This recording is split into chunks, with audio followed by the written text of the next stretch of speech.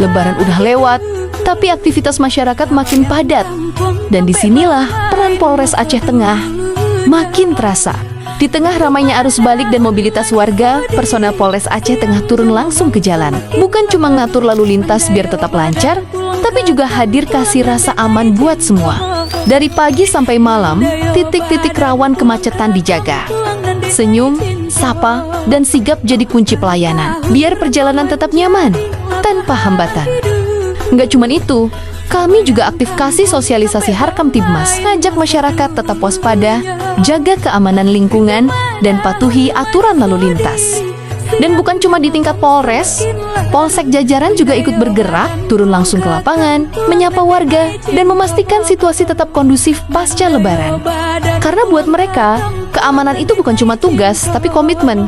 Polres Aceh Tengah selalu hadir untuk masyarakat. Bayang kampung tanpa